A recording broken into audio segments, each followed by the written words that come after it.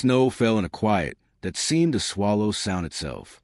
The valley of Brook Hollow lay buried under white, its fences half swallowed by drifts, its roofs bowed with ice. Inside a small farmhouse at the end of a crooked lane, Thomas Grady sat by the wood stove, a thin man framed by flickering orange light. His hands, rough and callous, hovered near the flame, palms cracked from years of cold and work. He lived alone now. The laughter that once filled the house had long gone silent. Buried beside his wife beneath a cedar tree at the edge of the field. What remained was a steady rhythm of survival, a cup of black coffee, the creak of old timber, the whisper of wind pressing at the door. Outside, the storm deepened. The wind howled like a living thing, shaking loose the barn doors until they clattered in protest. Thomas rose, pulling on his threadbare coat and stepping into the gale. Snow stung his face as he crossed the yard, boots sinking deep with each step. He was halfway to the barn when he heard it, a sound unlike any he'd heard before. A low, trembling neigh, deep and mournful, carried over the wind. He froze. Then it came again, closer this time, echoing through the darkness like a cry for help. He swung the lantern toward the sound. At first, there was only swirling snow. Then the shape emerged, a massive horse, her coat glistening with ice, flanks heaving, head bowed under exhaustion. Behind her, two smaller shadows pressed close, barely standing. Foals. Thomas's breath caught. The mare's sides quivered as she stumbled forward, driven by instinct more than strength. Her eyes flashed in the lantern light, wide, dark, and terrified. "Easy now," he murmured, voice steady though his pulse raced. He opened the barn doors wider, coaxing them in with quiet words that hung like threads between them. The mare hesitated, nostrils flaring, then took one uncertain step, then another, until all three were inside. The warmth of the barn was little comfort. The place was drafty and thin-walled, but it was shelter. Thomas threw hay down from the loft, spreading it thick across the floor. He covered the Foals with an old blanket and poured warm mash into a bucket, the last he had. "You'll have to share," he whispered, half to them, half to himself. The mare lowered her head, steam rising from her breath as she began to eat, under the lantern's glow. Thomas noticed something strange, a faint burn mark along her neck, a shape like a crown scorched into the skin. He frowned, brushing his thumb gently over it. Whoever had owned her had done so with cruelty. She shuddered beneath his touch, then went still. Hours passed. He stayed beside them, feeding the fire in the stove, listening to the wind rage outside. Now and then, one of the foals stirred and whimpered, and he reached out to steady them, the same way he used to calm his mule on restless nights. When exhaustion pulled at his eyelids, he leaned back against a bale of hay and let the rhythm of their breathing lull him. For the first time in months, the silence of his home was broken by life. By dawn, the storm began to fade. Light crept through the cracks in the barn wall, soft and silver. Thomas stepped outside, boots crunching on the crusted snow. The world looked newly made, still, untouched, shining. He drew in a slow breath, tasting cold and ash and something like hope. Behind him, the mare whinnied low, a sound that made him turn. She stood at the door, watching him. Her eyes, no longer wild, seemed to understand something unspoken, that this fragile truce between them was the start of something larger than either could name. Thomas smiled faintly. "Guess we're both strays now," he said. From the ridge beyond his field came another sound, distant hoofbeats, faint but deliberate. He shaded his eyes, squinting toward the white horizon. For a moment, he thought he saw riders moving against the snow, dark shapes slipping in and out of the morning mist. Then they were gone. He looked back at the mare, who stood tense and listening, ears pricked toward the hills. Somewhere, trouble was coming. He could feel it like the edge of a blade beneath the calm. But for now, there was only quiet and 3 fragile lives warming his empty barn. The snow melted slowly, revealing the bruised earth beneath. Weeks passed, and the farm began to breathe again. The thaw brought sound, the creak of the windmill, the drip of melting ice, the soft nickering from the barn. Thomas worked from dawn till dusk, mending fences and clearing debris left by the storm. Each day, the great mare followed his movement from the stall, her gaze steady and watchful, as though measuring the man who had given her shelter. He had named her Grace, not for her elegance, but for the mercy she carried unknowingly into his life. The Foals, a coat with a dark blaze across his muzzle and a lighter one with eyes like polished amber, had grown stronger. They stumbled through their first steps in the muddy paddock, legs trembling, finding balance one uncertain day at a time. Thomas found himself talking to them more often than to anyone in town. It wasn't conversation so much as confession, words that spilled out when the loneliness got too heavy to hold. Some mornings, Grace would lift her head toward the hills, muscles tightening, ears sharp. Thomas noticed how her calm always fractured when the wind blew from the north. He didn't ask why. He simply worked a little faster, as if building fences could hold the ghost back. Spring came in color. The pastures greened, and wildflowers crawled up through the thawed soil. Thomas planted again, this time with the mare's help. The old plow that once broke under his mule now glided through the furrows as Grace pulled it with patient power. He worked beside her, mud up to his knees, calling out softly, "Easy, girl. That's it." Each pull of the harness brought them closer, not through words but through the rhythm of shared labor. When he paused to wipe sweat from his brow, she'd nudge his shoulder with her muzzle, as if reminding him he wasn't alone. One evening, a wagon creaked up the lane. A stranger in a brown coat stepped down, Deputy Collins from the next county. His boots left deep marks in the mud as he approached the porch. "Heard tell a big horse was seen near here," he said, tipping his hat. "Fits the description of one gone missing last winter. Belonged to a man with more money than patience. Claims she's worth a fortune." Thomas kept his voice even. "Plenty of horses around these parts, Deputy. Can't say I've seen one like that." Collins studied him for a moment too long, eyes drifting toward the barn. "If you do, you best let me know. There's a reward in it." After the wagon rolled away, Thomas stood for a long time, watching the dust settle. In the fading light, Grace stepped out of the barn, her coat catching the glow like copper. The mark on her neck, that faint crown-shaped scar, seemed to burn brighter. He felt a twist in his chest, something between anger and sorrow. Whoever had owned her hadn't cared for her, only for what she was worth. That night he couldn't sleep. The wind tapped at the shutters like fingers. He sat by the fire, staring into the flames. Grace stood in the paddock beyond the window, her outline a dark shape against the moonlit field. He thought of what the deputy had said, reward, fortune, ownership, and felt a cold weight settle in his gut. By dawn he made his choice. He'd keep her hidden, even if it cost him what little he had left. No man who branded a living creature like property deserved her back. The next days were quiet, but a new tension lingered beneath the calm. When Thomas went into town for feed, he heard whispers at the mill, talk of riders searching the valley, men asking questions. He said nothing, paid his dues, and hurried home. That night, just as the last light drained from the sky, Grace grew restless.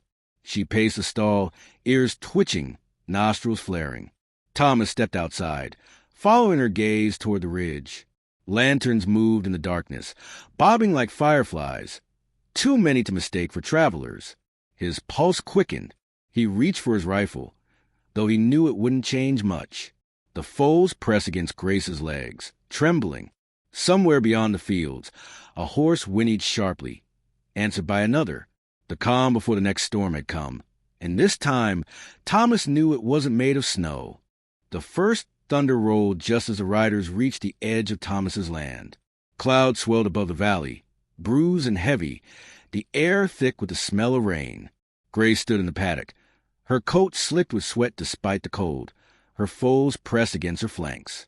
Thomas stepped from the barn, rifle in hand, lantern light trembling across his face.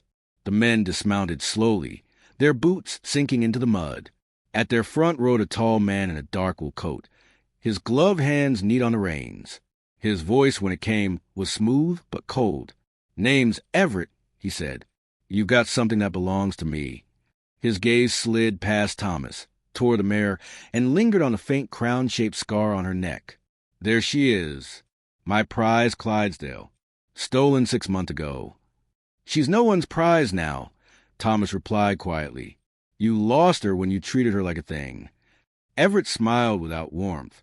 Everything can be bought or reclaimed, even what you think is kindness. He signaled to his men. Take her.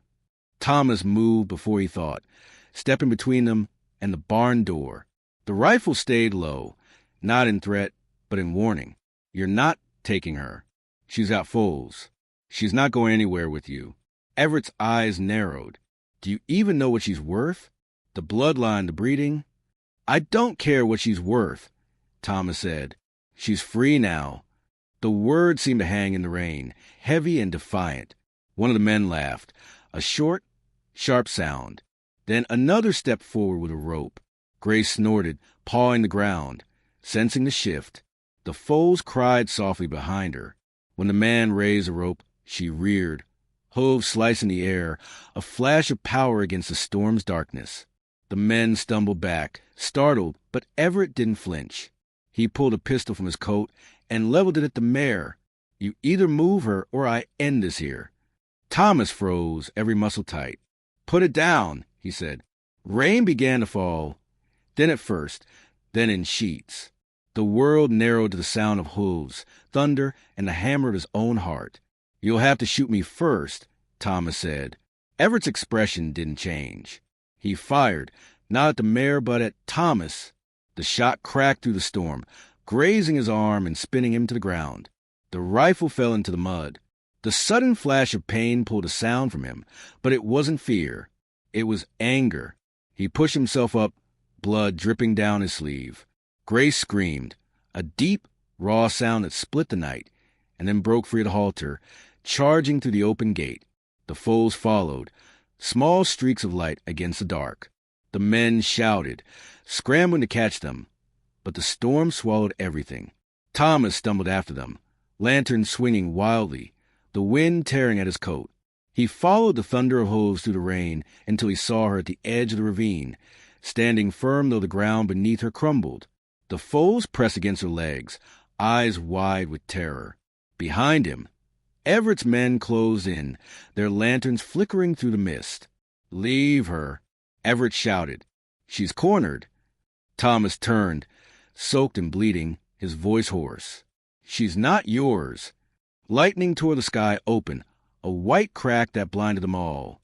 In that instant, Grace leapt, her massive body arced across the gap, the foals stumbling after her, their hooves striking sparks on the stone. Everett lunged forward, shouting her name as if she could still hear him. But the storm drowned him out. Thomas collapsed to his knees at the ravine's edge, breath ragged, watching until their shapes vanished into fog. The rain eased, leaving only silence and the smell of wet earth. Behind him, Everett's men muttered uncertain. Their master stood motionless, pistol still raised, face pale as a lightning fading above. Find her, Everett hissed, but no one moved. The land seemed to have swallowed her whole. Thomas pressed a hand to his wound, blinking rain from his eyes. When he looked again, the only thing that remained was a single horseshoe half buried in the mud. He picked it up, its metal still warm from her flight. The storm rolled east, carrying her away, and with it, something inside him. Fear, loneliness, the ache of loss. He tucked the horseshoe into his coat and turned back toward the barn. The fields glimmered faintly under the retreating storm, as if touched by light. Somewhere beyond the hills, he thought he heard a distant whinny, not sorrowful this time, but free. Summer ripened into gold before Thomas realized how much time had passed. The wound on his arm healed into a thin scar, but the ache of absence lingered. The fields, once barren and brittle, now stood tall and green, as if Grace herself had breathed life into the soil before vanishing. Each morning, Thomas rose before dawn, walked to the barn out of habit, and stood by the empty stall. The scent of hay still carried her memory, warm, steady, alive. He'd talk to the silence sometimes, low and steady, the way he used to talk to her. Neighbors came by to marvel at the crops. Never seen the valley bloom like this. One said, spitting into the dirt. Guess the land's finally forgiven you, Grady. Thomas only smiled, brushing soil from his palms. He didn't tell them it wasn't forgiveness that changed the land. It was grace in more ways than one. When he rode into town, folks still whispered about the night the riders came. Some said the mare had vanished into the woods. Others claimed they'd seen her ghost along the ridge when the moon was full. The truth was quieter and stranger. Thomas had stopped waiting for proof. He had begun to trust in what couldn't be seen. One evening, near the close of harvest, he stood by the porch watching the sunset burn across the hills. The light made the world glow like honey poured over the earth. Then came a sound that stole the breath from his chest, the rhythmic, rolling thunder of hooves. He turned slowly, afraid it might be memory playing tricks again. From the treeline, she appeared, Grace, her coat gleaming like polished bronze, mane braided by the wind. The foals, now grown and strong, flanked her on either side, their muscles rippling beneath the fading light. They moved with unhurried confidence, a family returned from exile. Thomas didn't move. He simply stood there, heart hammering, hands trembling. She stopped a few yards from him.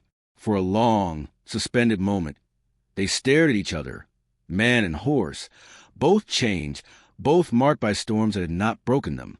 Then she stepped forward, slow and deliberate, and pressed her muzzle to his chest.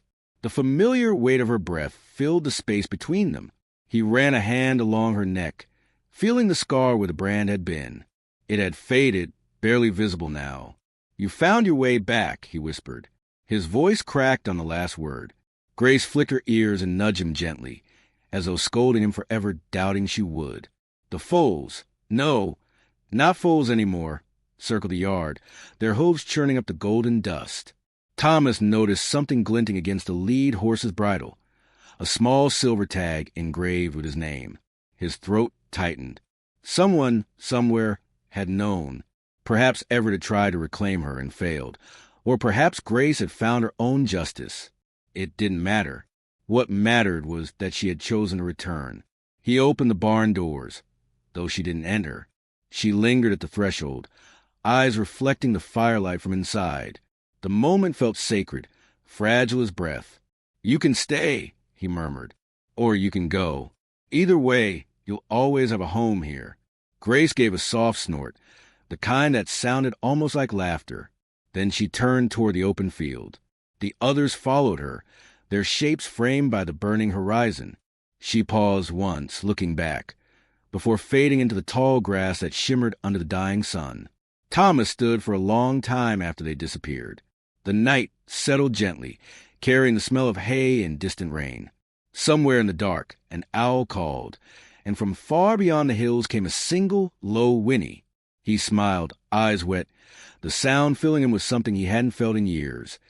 Peace that asked for nothing, love that demanded nothing in return.